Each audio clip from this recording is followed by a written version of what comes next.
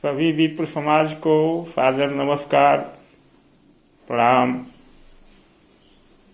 मैं विनोद पाठक आप सभी विप्र बंधुओं का अपने YouTube चैनल विप्र विजन पर हार्दिक स्वागत अभिनंदन करता हूँ। मित्रों, जैसा पूर्व में बताया गया है कि हमारे चैनल का उद्देश्य ब्राह्मण सम्मान के लिए कार्य करना है। आज के परिवेश में जैसा कि आप सभी देख रहे हैं कि विप्र समाज को सभी वर्गों द्वारा प्रताड़ित किया जा रहा है, गालियां दी जा रही हैं, तो हमें शांति और मर्यादित ढंग से समाज के सामने अपनी आवाज को रखना है। हमें बताना है कि विप्र समाज ने इस देश को, इस राष्ट्र को, इस संस्कृति को क्या दिया है। इसी क्रम में आज आप देख रहे हैं थंबनेल में शिव उपासना, शिव के जलाभिषेक की हम वैज्ञानिक व्याख्या करेंगे। मित्रों, शिव पूजा की जो भी विधि है उसमें सबसे सस्ती और सरल सुगम विधि है शिवलिंग पर जलाभिषेक, दुग्धाभिषेक करना, और यह हमारे सनातन संस्कृति के जीवन का अभिन्न अंग है। तो क्या इसके पीछे कोई वैज्ञानिक सोच है, तथ्य है, या जैसा वामपंथी और भीमवादी कहते हैं कि सभी परंपराएं ब्राह्मणों की थोपी हुई परंपराएं हैं और ढोंग है। तो आज हम इसी विषय पर चर्चा करेंगे। मित्रों, विज्ञान ने प्रमाणित किया है कि शिवलिंग जहां स्थापित होता है उस एरिया में रेडियो एक्टिव तरंगे पाई जाती हैं। यह रेडियो एक्टिव तरंगे कब उत्सर्जित होती हैं, तो विज्ञान की भाषा में कहिए तो जब आणविक ऊर्जा या परमाणु ऊर्जा जहां उत्पन्न होती है वहां रेडियो एक्टिव तरंगे उत्पन्न होती हैं। इसका सीधा सा तात्पर्य हुआ कि यदि जिस जगह पर शिवलिंग है वहां अगर रेडियो एक्टिव तरंगे पाई जाती हैं तो निश्चित ही वहां परमाणु ऊर्जा, सूक्ष्म परमाणु ऊर्जा भी उत्पन्न हो रही है। ऐसा मैं नहीं कह रहा हूं, विज्ञान की बात को ही मैं रख रहा हूं। अब हमारे ऋषियों ने इस तथ्य को बहुत पहले ही जान लिया था, तो उन्होंने हर गली मोहल्ले, चौक चौराहे पर एक छोटा सा ही सही शिवालय स्थापित करने की परंपरा रखी और लोगों को उस शिवलिंग पर जल चढ़ाने या जलाभिषेक करने, दुग्धाभिषेक करने को प्रेरित किया। प्रश्न यही है कि क्यों किया। आप सोच सकते हैं कि क्यों किया। तो आगे हम बढ़ते हैं। जब शिवलिंग पर जल चढ़ाया जाता है या दुग्ध चढ़ाया जाता है तो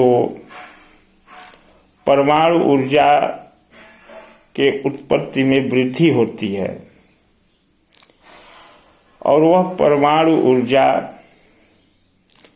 उस धार में गिरते हुए जल या दुग्ध के माध्यम से जिस पात्र से गिराया जा रहा है वह धातु का पात्र होता है और शास्त्रों में तांबे के धातु का वर्णन किया गया है।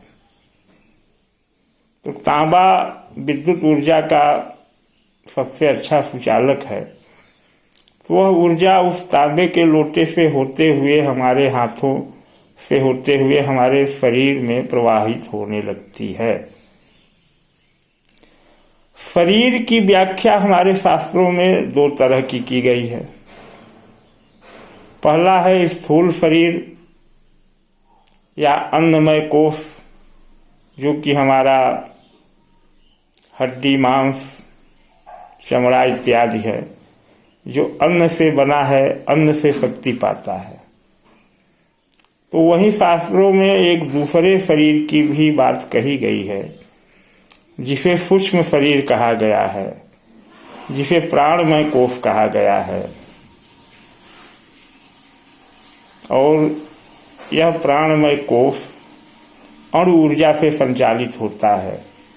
इसको ऊर्जा प्राप्त करने के लिए अन्न की आवश्यकता नहीं होती, न ही यह अन्न से ऊर्जा पाता है। यह ऊर्जा पाता है इसी तरह की आध्यात्मिक तरंगों से। तो शिवाभिषेक के माध्यम से जो परमाणु ऊर्जा उत्पन्न होती है, यह पहले हमारे सूक्ष्म शरीर में, स्थूल शरीर में आती है, और फिर यह सूक्ष्म शरीर को, प्राणमय कोश को ऊर्जा प्राप्त करती है। फिर भी प्रश्न यही है कि लाभ क्या है इससे, क्यों ऐसा विधान किया गया। तो मित्रों, इसका लाभ यह है, इसका रहस्य यह है कि एक नया शब्द आपके सामने हम रख रहे हैं, क्षीण चंद्रमा। चंद्रमा को शास्त्रों में, ज्योतिष शास्त्र में मनुष्य का मन कहा गया है। चंद्रमा मनसो जातः, चंद्रमा व्यक्ति का मन है। अब क्षीण चंद्रमा क्या है? तो शास्त्रों में बताया गया है कि कृष्ण पक्ष की अष्टमी से, ध्यान दीजिए, कृष्ण पक्ष की अष्टमी से शुक्ल पक्ष की अष्टमी तक चंद्रमा क्षीण होता है, मतलब कमजोर होता है। इस 15 दिन की अवधि में जितने लोगों का जन्म होता है, उनका चंद्रमा क्षीण होता है, कमजोर होता है। और कमजोर या क्षीण चंद्रमा से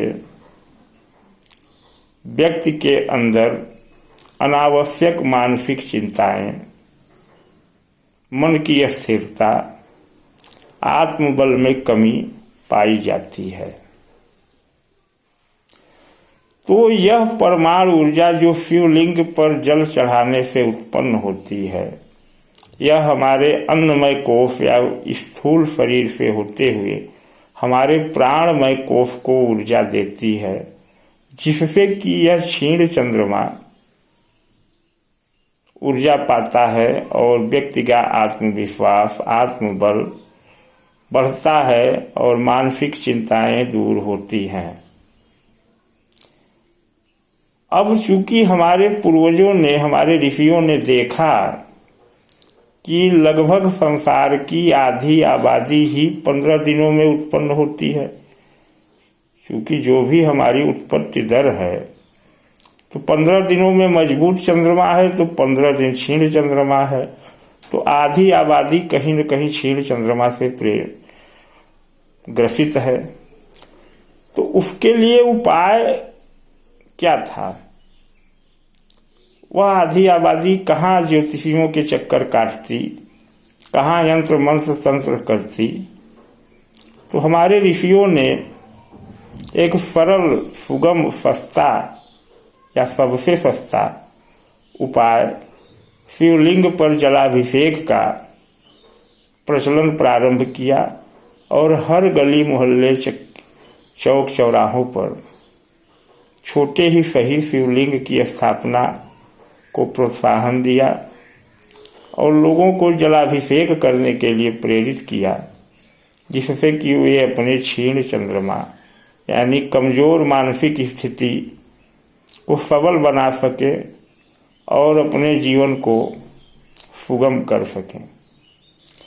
अब सोचिए कि हमारे विप्रों के पूर्वज, हमारे विप्र समाज के पूर्वज समाज के प्रति कितने समर्पित थे कि उन्होंने अपने ज्ञान को समाज की सेवा के लिए लगाया, बढ़ाया, और वह समाज आज उसी विप्र समाज के पूर्वजों को, विप्र समाज की परंपराओं को गाली दे रहा है।